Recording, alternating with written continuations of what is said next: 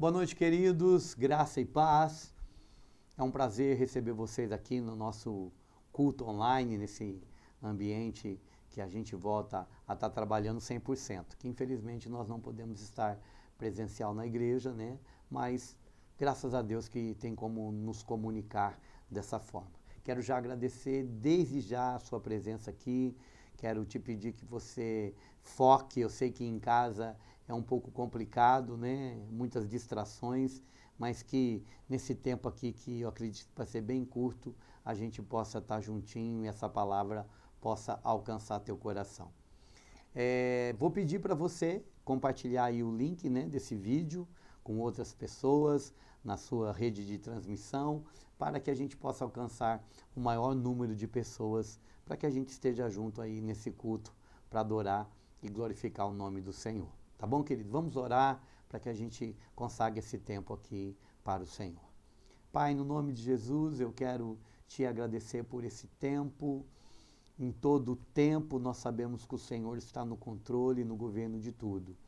Quero te pedir, Deus, que o Senhor esteja agora alcançando a vida de cada um dos meus irmãos e de pessoas que talvez eu não conheça, que está aqui conosco, que o Senhor possa, Deus, de uma forma toda especial e profunda, tocar na vida desses irmãos. Senhor, o Senhor conhece a nossa necessidade, o Senhor sabe do que precisamos. Fala conosco através da tua palavra, no nome de Jesus. Amém. Espero que você tenha chamado alguém. Eu quero ministrar uma palavra ao seu coração nessa noite, que está lá no livro de Atos, capítulo 19, do versículo 13 em diante. É uma história bastante conhecida, é um texto que eu gosto demais e eu acredito que nós vamos tirar algumas coisas aqui para abençoar a sua vida. Tá bom? Diz assim a palavra do Senhor. E alguns judeus que peregrinavam praticando exorcismo tentaram invocar o nome do Senhor Jesus sobre os tomados por espíritos malignos, mandando: esconjuro-vos por Jesus a quem Paulo prega. Os que assim procediam eram os 7 filhos de um judeu chamado Seva, numa outra versão Cefas, um dos chefes dos sacerdotes dos judeus. Certo dia, um daqueles espíritos demoníacos lhes respondeu: Jesus, eu o conheço. Paulo, sei quem é. No entanto, quem sois vós? Então o endemoniado avançou sobre eles, os dominou e os agrediu com tamanha violência, que desnudos e feridos fugiram daquela casa. Assim que esse acontecimento se tornou conhecido de todos os judeus e gregos que habitavam em Éfeso, toda a população foi tomada de grande temor. E o nome do Senhor Jesus era engrandecido. Muitos dos que creram assim que chegavam, começavam a confessar e a declarar em público suas más obras praticadas. Da mesma forma, muitos dos que haviam se dedicado ao ocultismo, reunindo seus livros de magia, os queimaram diante de toda a comunidade reunida.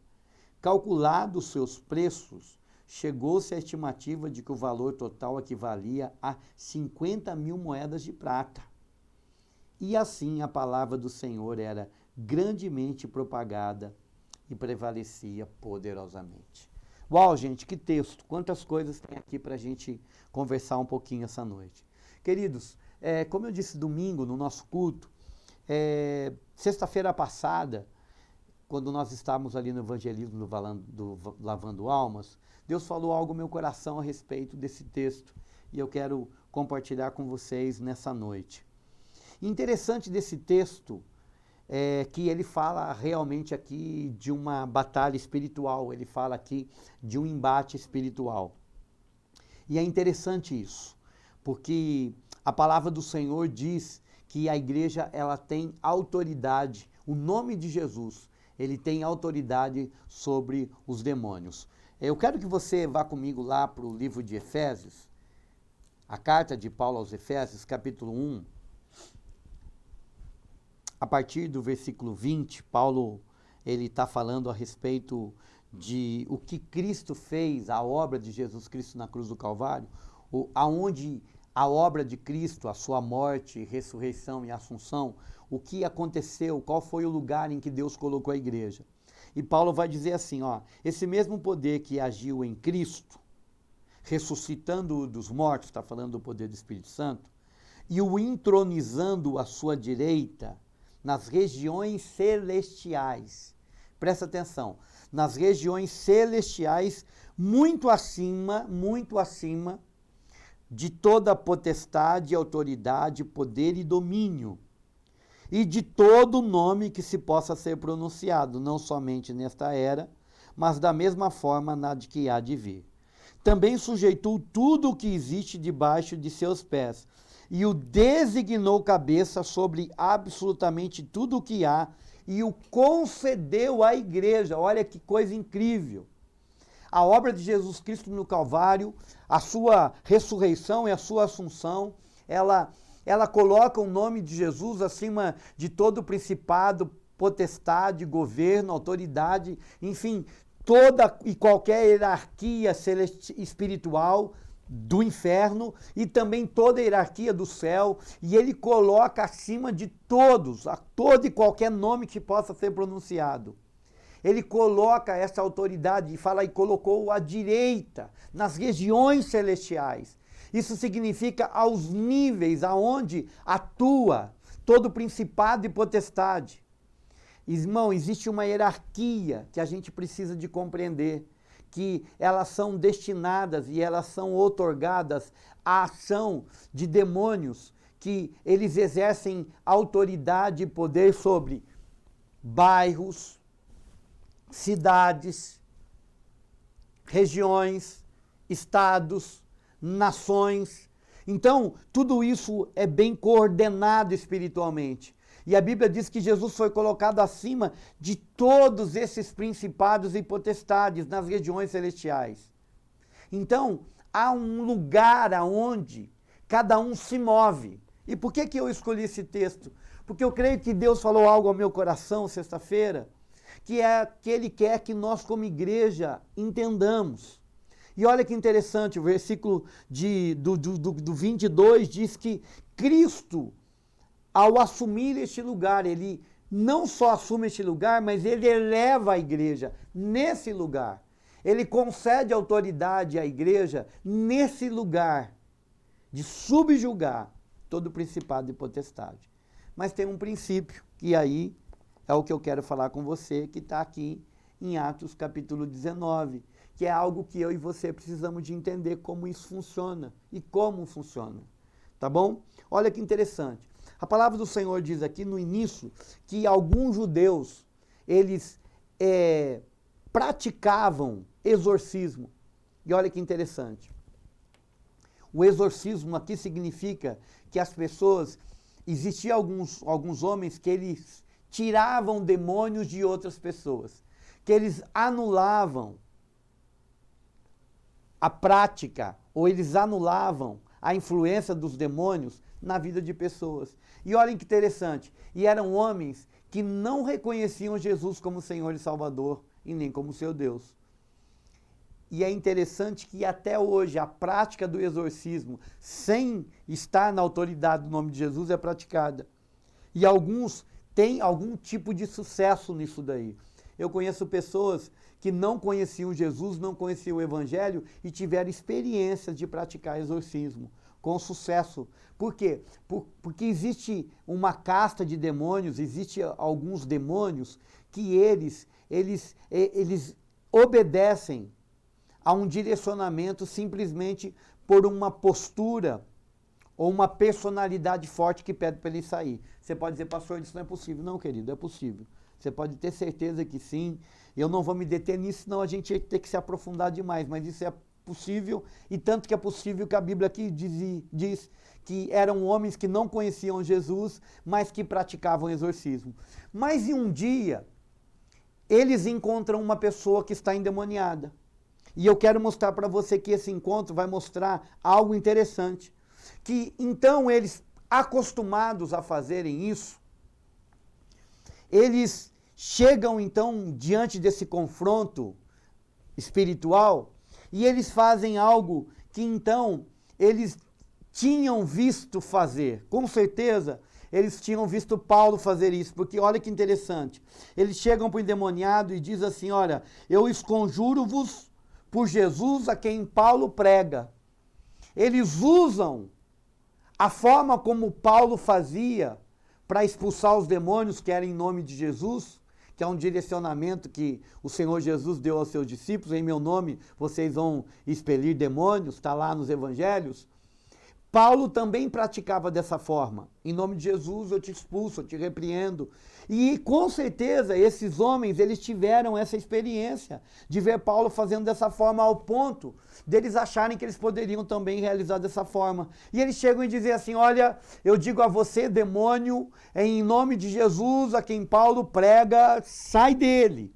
E eu fico, irmão, entusiasmado e também fico impressionado com a resposta. Olha que interessante o que o demônio responde a eles. Então, versículo 16, o endemoniado avançou sobre... Antes disso, ele diz assim, no versículo 15, Jesus eu conheço e Paulo eu sei quem é. E existem duas informações aqui paralelas que a gente tem que separar elas. A primeira coisa é que o demônio, ele reconhece a autoridade de Jesus. Ele diz assim, olha, eu conheço Jesus. Ele reconhece a autoridade e o poder do nome de Jesus. Nós vamos ver isso acontecendo quando Jesus chega lá em Gadara e o demônio gadareno, quando ele encontra Jesus, ele já, porque veio aqui nos atormentar, e você percebe como eles se prostram pedindo para que Jesus os tirasse, mandasse para que eles fossem para os porcos e não tirassem eles daquela região. Lembra disso? Não nos mande para o abismo, né? Deixe que nós entremos nos porcos. Eles queriam ficar ali naquele lugar. E a Bíblia diz que Jesus permite e todos os porcos, eles se precipitam num abismo. Mas olha que interessante, eles reconhecem que Jesus, quem era Jesus. Vieste aqui num outro texto de uma legião, ele diz, vieste aqui nos atormentar. Então os demônios, ao verem Jesus, eles reconheciam quem era Jesus. Mas olha que interessante, eles dizem assim, olha, conhecemos Jesus. E a Paulo, ele diz assim, e sabemos quem é Paulo. Irmãos, isso tem algo extraordinário aqui. Por quê? Porque os demônios, eles sabem quem é. E quem é, está ligado com o caráter. Quem Paulo era.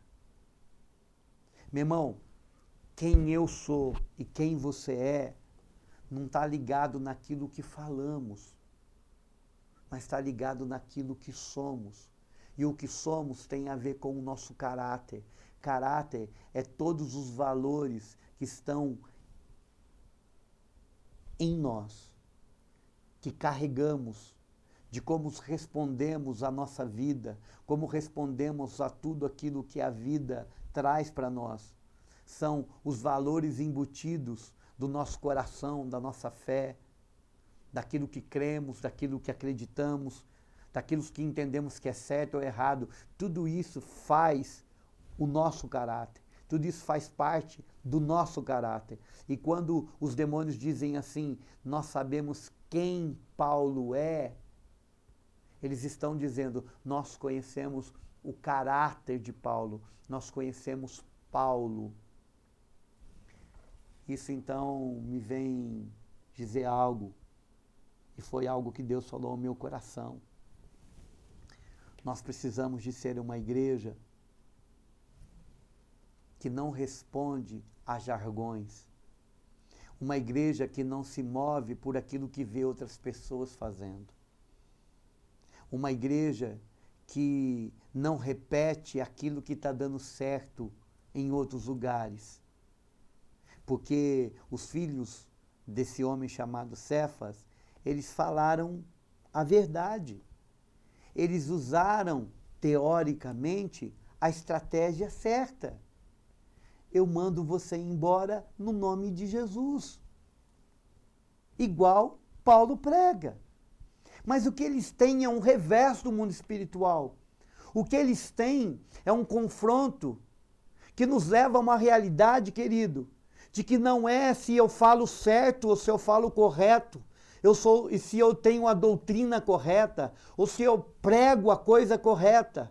O que faz diferença no mundo espiritual é quem eu sou. É a forma como eu me movimento, aquilo que está dentro de mim, a resposta que eu dou para a vida. E essa está escancarada no mundo espiritual, e é por essa que o espírito maligno sabe que tipo de igreja somos, o caráter do qual nós carregamos, como respondemos quem você é. E quem você é não tem a ver só com o que você fala, mas tem a ver com aquilo que está dentro de você, com as suas práticas, com o seu comportamento.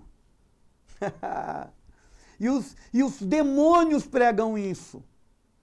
Os demônios pregam isso, eles dizem, conhecemos Jesus, reconhecemos sua autoridade, sabemos quem ele é e sabemos quem Paulo é.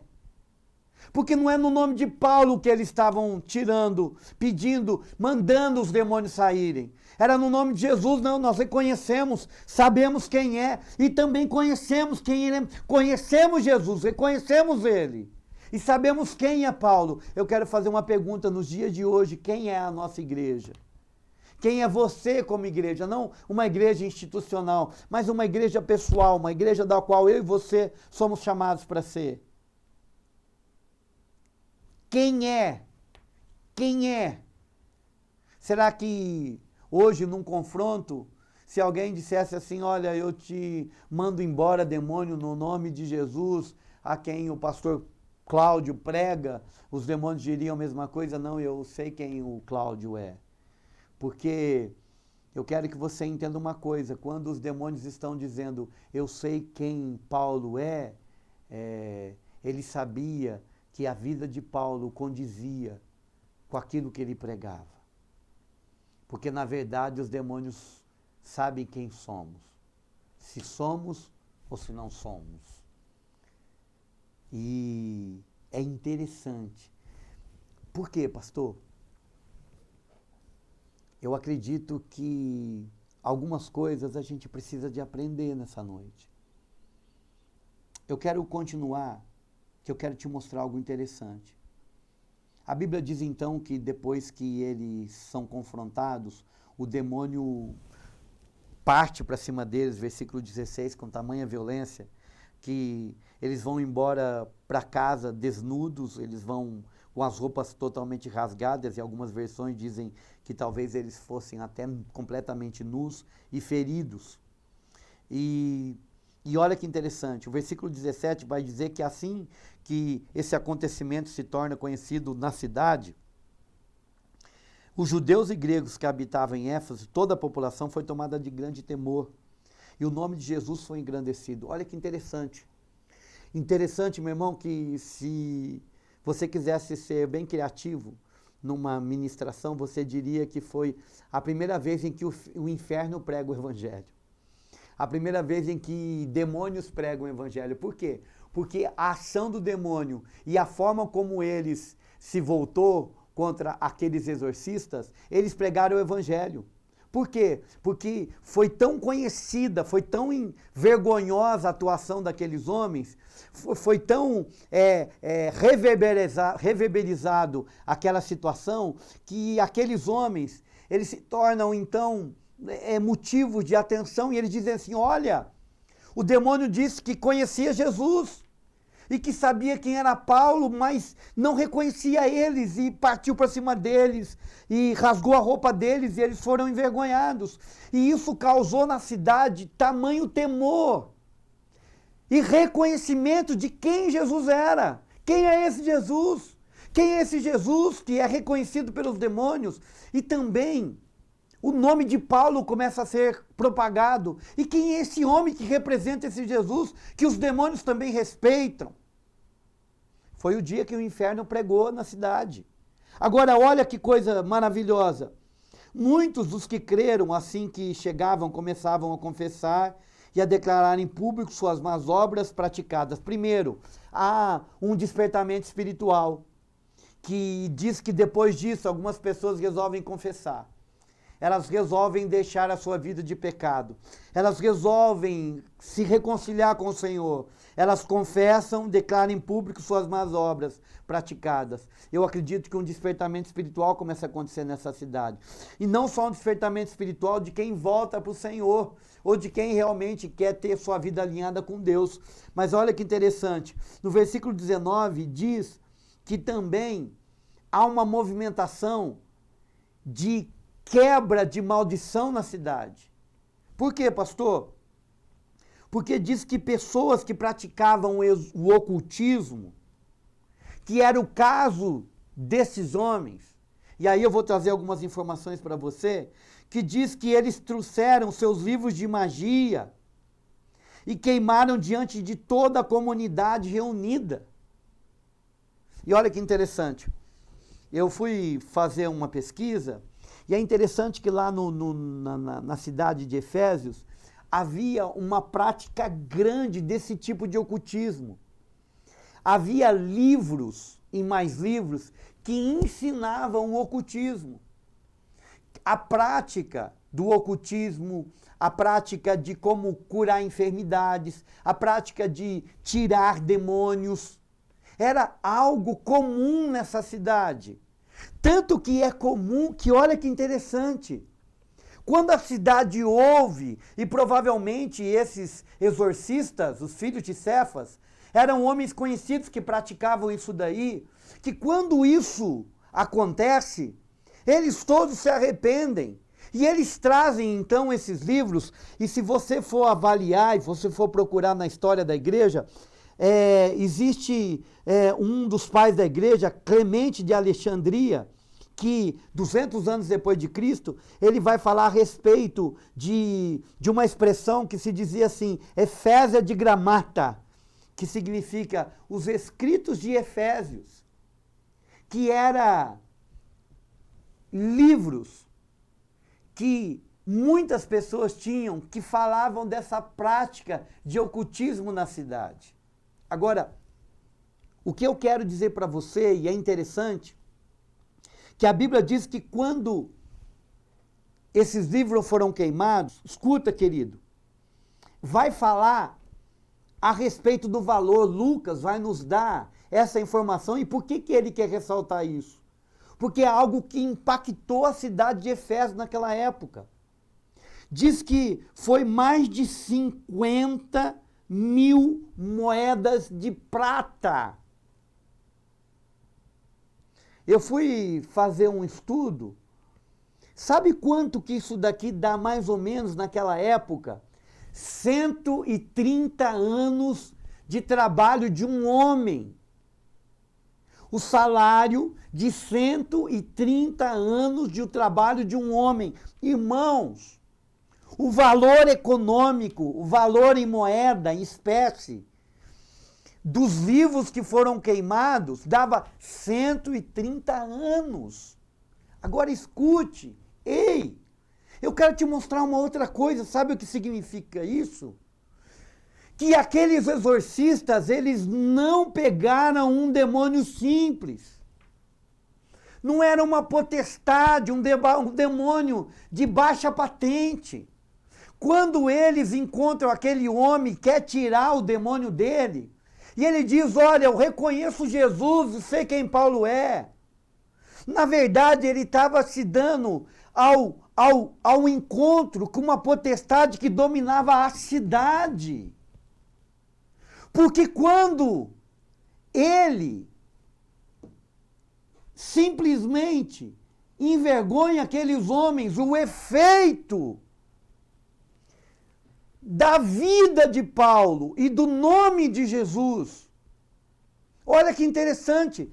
Quem sai vencido naquela situação do confronto dos exorcistas e os demônios, quem vence é o demônio. Mas a forma como se é passado a vitória demoníaca, quem vence é Jesus. Quem leva o crédito é Paulo, ao ponto de toda a cidade ficar sabendo que o nome de Jesus é poderoso, é reconhecido pelos demônios, e de que Paulo também é respeitado, ao ponto de haver um quebrantamento e uma conversão na cidade, de centenas de pessoas levarem os livros. Por quê? Porque o próprio demônio disse, o próprio demônio prega que aquele tipo de ocultismo não tinha força nem autoridade para tirá-lo da vida daquele homem, a não ser se fosse o nome de Jesus e a vida de Paulo. Existem algumas coisas que nós temos que aprender. Se a minha vida não for vitoriosa sobre algumas coisas em que a nossa nação e a nossa cidade está cativa, nós não vamos ver conversões. Ei! É aquilo que eu ministrei esses dias no culto presencial. A igreja está querendo salvar um mundo do qual ela ainda não venceu. Eu vou te dar um exemplo prático. Querido, você pode ser um cristão fiel, você pode ser um cristão que ama Jesus.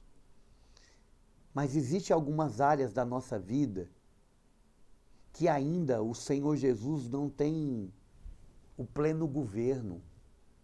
Que o Senhor Jesus ainda, ele não tem 100% de autonomia e autoridade sobre as nossas vidas. E nessas áreas, aonde somos então derrotados, aonde nós somos derrotados, nós não vamos conseguir levar pessoas a prevalecer. Vou dar um exemplo para você. Uma pessoa que tem problema de orgulho, uma pessoa que tem problema de vaidade, que é dominada por esse sentimento, que é dominada por esse pecado. E nós temos que entender que todo pecado, um demônio vai se aproveitar para trabalhar, para tirar vantagem disso na nossa vida. Vou dar um exemplo. Se você é uma pessoa que tem problema na área sexual, todos nós, pessoas saudáveis, existe o hormônio do sexo, o desejo, tudo isso é normal. Mas quando essa área sai fora do normal e ela começa a se tornar algo onde isso nós não temos o domínio próprio, um demônio vai agir neste lugar. Ele vai trabalhar nisso daí. E aí nós vamos ficar cativos nessa área.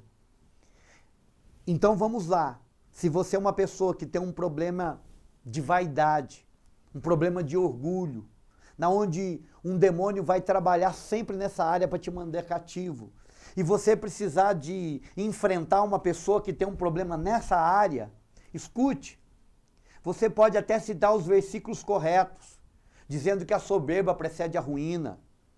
Você pode dizer assim que o orgulho não agrada a Deus. Você pode mostrar para ela que Lúcifer caiu por conta disso. Mas se é uma área que você não venceu na sua vida ainda, você não vai ter autoridade. Sabe que o espírito maligno, ou a pessoa, ou aquela circunstância vai estar dizendo: eu sei quem é Jesus, mas não te conheço. O teu caráter não está transformado, a tua vida não está transformada nessa área. Ou vamos mudar uma outra área. A área sexual, que eu acabei de dizer, você tentar ajudar alguma pessoa a sair desse lugar e você ainda não venceu. No mundo espiritual vai dizer: olha, eu reconheço Jesus, mas não sei quem é você. E aí nós vamos ser envergonhados. E aí pode ser, querido, que você vai dizer: não, pastor, mas não acontece, não houve possessão demoníaca. Então, querido, pode não haver possessão demoníaca externa que você veja, mas a tua atuação, a tua autoridade, o teu direcionamento não vai ser eficaz. Eu acredito que é por isso que a igreja ela tem, muitas vezes, tem tido uma ação ineficaz em tantas e tantas áreas, porque ela vai querer mostrar para um lugar de onde deve ser ido, na qual ela ainda não venceu. E aí então o mundo espiritual reconhece, olha, eu sei quem é Jesus, mas você não tem autoridade, você não tem o caráter formado, transformado, para exercer autoridade. Será que você consegue entender que é um lugar onde nós precisamos de vasculhar, precisamos de fazer então uma introspectiva nas nossas vidas, quais as áreas da igreja onde nós não temos tido autonomia, aonde nós não temos governado, da onde nós não temos tido o que é autoridade nas regiões celestiais. Porque eu posso ter autoridade para trabalhar numa área na vida de uma pessoa, mas de repente numa área eu não consigo ser eficaz. Eu não consigo ter autoridade, exercer autoridade ali. Porque eu acredito, querido, olha o que a Bíblia diz, que uma cidade é impactada por causa de um testemunho silencioso de Paulo, na onde não foi nem ele falando. Foi pessoas usando a sua vida como exemplo. Por conta da vida de Paulo, do exemplo de Paulo, uma cidade é liberta do espírito de ocultismo. Eu fico pensando quantas vezes a igreja ela quer entrar num lugar de autoridade. Vamos falar do que nós estamos vivendo todo esse tempo aí, e lockdown, e tantas outras coisas que estão acontecendo. Como que uma igreja que morre de medo, uma igreja que se acovarda em proclamar que o Senhor, Ele está cuidando, como é que ela vai exercer autoridade sobre esse espírito de medo, se ela tem medo? Se ela está dominada pelo medo? Sei quem é Jesus, mas vocês quem são? Sabe, queridos, eu consigo entender que o que vai fazer com que uma igreja sacerdotal, uma igreja que representa o céu, ela é reconhecida no seu caráter. Caráter não tem como a gente vestir ele. Caráter não se vê externamente. Caráter se vê no silêncio, na resposta. Eu estava vendo um vídeo esses dias de um corredor numa maratona, em que o que estava indo à frente, se eu não me engano um queniano, ele se distrai. Quando ele estava para chegar na linha de chegada, ele se distrai achando que já tinha chegado, ele diminui o ritmo. E um espanhol vem logo atrás, e ele percebendo que então aquele que ia ganhar diminui o ritmo, ele encosta nele e diz, empurrando ele, para que ele chegasse na frente. Mas a distração desse queniano, se eu não me engano, é tão grande porque ele estava numa distância grande do segundo lugar. E dá tempo do segundo lugar chegar perto dele. Mas esse moço, ele empurra o queniano e os dois voam junto e o queniano ganha. E os repórteres enlouquecidos chegam para ele e dizem assim, por que você fez isso? Por que você então não tomou a frente e chegou em primeiro lugar? Mas, na verdade, o repórter pergunta por que você fez isso. E quando pergunta por que você fez isso, ele pergunta para eles de volta, devolve a pergunta, fez o quê? Não, por que você fez isso? Mas fez o quê? E quando então ele explica, ele diz assim, porque eu só fiz aquilo que é certo. Ele era o vencedor. Ele estava na frente. Mas você poderia ter tomado o lugar dele. E ele disse assim, mas que sabor de vitória seria essa? Porque eu sei que ele é o vencedor. Então, queridos, o caráter é a resposta que nós damos para a vida. Lá, como eu trato o frentista, como eu trato o porteiro, como eu trato o meu subordinado, como eu trato aquilo que as pessoas não estão vendo. A resposta que eu dou, que parece que não estão vendo, mas no mundo espiritual tudo é claro. Aquilo que eu digo às escuras, aquilo que eu digo que não é verdade, que eu acho que eu vou guardar para mim mesmo, mas no mundo espiritual está claro, patente. É aí que o mundo espiritual sabe quem eu sou.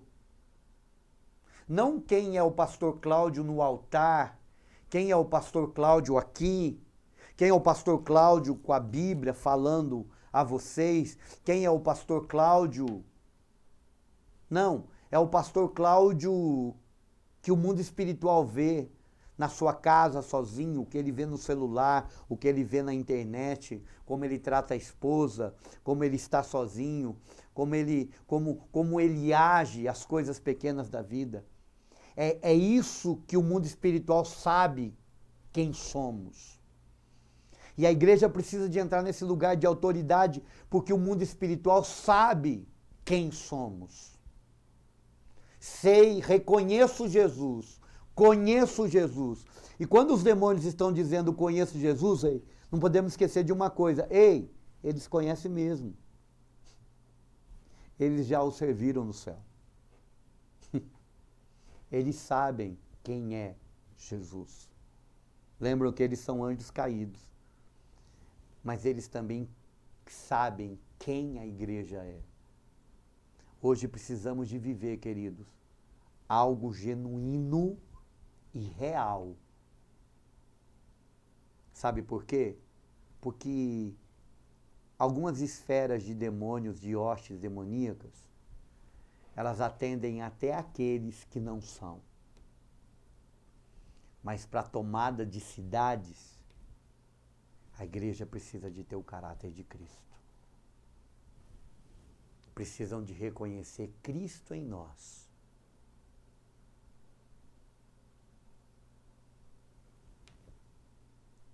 Talvez seja assim, ou talvez seja por isso que a igreja tem tido tão pouco avanço na cidade.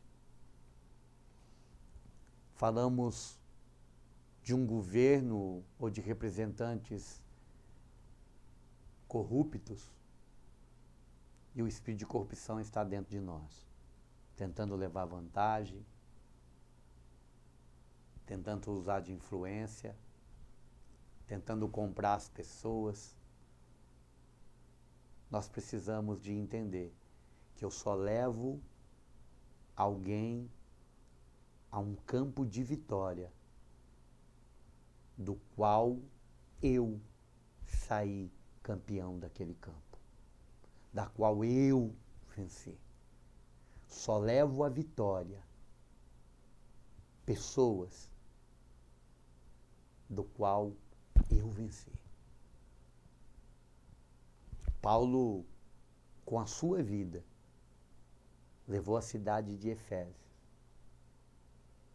a um lugar de vitória, por conta de um testemunho de um demônio. O dia em que o demônio pregou o evangelho. Conheço Jesus e sei quem é Paulo. Eu acredito que esse tempo é um tempo em que a igreja precisa de tomar autoridade sobre as potestades e principados de bairros e da cidade. Mas ela vai tomar isso debaixo de um caráter transformado. E não só de uma performance, repetindo palavras e jargões, ou até uma teologia correta, mas destituída de uma vida correta. Que Deus te abençoe. Que você possa ter sido abençoado nesses dias, ou nesse dia. Que possamos proclamar o Evangelho com nossas vidas e tomar esse lugar. Eu creio, irmãos, eu creio que temos sido testados e o Senhor está nos vendo. E não só Ele, os demônios também estão nos vendo. Mas que nós vamos dar uma resposta de um caráter cristão, de um caráter de um homem e de uma mulher de Deus, para que, aonde passarmos, o nosso caráter possa pregar. Que Deus te abençoe. Quero orar com você agora, querido. Vamos orar? Orar por esse tempo, por tudo aquilo que nós estamos vivendo. De repente você está angustiado aí, com medo de tudo isso que está acontecendo. Nós queremos trazer uma palavra de consolo. Por quê, pastor? O senhor pregou sobre batalha espiritual. Sabe, queridos, a igreja precisa de tomar um lugar de autonomia, um lugar de governo. Então nós precisamos de começar a fazer a lição de casa em casa. Né? Lição de casa em casa. Precisamos de dar uma resposta, de uma vida íntegra, de avaliarmos, de cuidado com aquilo que falamos, como agimos. Não podemos, de maneira nenhuma, meu irmão, temos que sair daquele lugar de que há uma vida eclesiástica e uma vida cotidiana. Não, meu irmão, é uma vida só. Não há uma vida secular e uma vida espiritual. Nós somos homens espirituais vivendo uma vida secular. Nós temos que compreender isso daí. Tá bom? Vamos orar, querido? Vamos colocar diante do Senhor a sua vida, a minha vida. E vai acompanhando aí nas redes sociais o nosso direcionamento a respeito de tudo que está acontecendo. Tá bom, querido? Pai, no nome de Jesus, eu quero colocar a vida do meu irmão e da minha irmã que ficou conosco até hoje, até agora. Senhor, vai alcançando. O Senhor sabe o que cada um tem vivido, o que cada um tem passado. Espírito Santo de Deus, se tem alguém enfermo conosco, se tem alguém aqui, Pai, que está precisando de um toque de cura, nós liberamos cura na autoridade do nome de Jesus. Senhor, se tem alguém aqui, Deus, que precisa de uma porta aberta, Pai, no nome de Jesus, cuida da nossa cidade, Deus. E agora nós oramos, ó Deus, para que todo espírito de mentira e de engano caia por terra no nome de Jesus. E só pode derrubar, Deus, esse espírito de mentira e de engano, uma igreja que vive na verdade, uma igreja que não tem mentira na sua vida, uma igreja que não trabalha com o engano, Senhor, é que pode olhar para esse espírito de dizer, espírito de mentira e de engano, caia por terra na autoridade do nome de Jesus. E nós queremos levantar as nossas mãos, ó Deus, e dizer a esse espírito de engano e de mentira, que assola a nossa cidade, que assola nosso estado, que assola a nossa nação, caia por terra na autoridade do nome de Jesus. Queremos que caia por terra, porque o Espírito da verdade, que nos leva à verdade, é o Espírito a quem vive em nós e se move através de nós. Senhor, guarda o teu povo, que eles possam se sentir cuidados por ti, ó Deus. Nos dê uma noite abençoada, uma noite de descanso na autoridade do nome de Jesus. Amém. Amém, querido? Quero te agradecer por ter estado conosco até o finalzinho, que Deus te abençoe e que você tenha sido abençoado por essa palavra. Deus te abençoe e logo mais nós estaremos juntos aqui, tá bom? Quero te abençoar, dando a bênção do Senhor. Faz assim com as mãos, vamos lá. Que a graça do Senhor Jesus Cristo, o amor de Deus nosso Pai, a comunhão, a consolação e a bênção seja com você, meu querido, e com todo o povo de Deus espalhado sobre a face da terra, agora e para sempre. Amém. Deus te abençoe.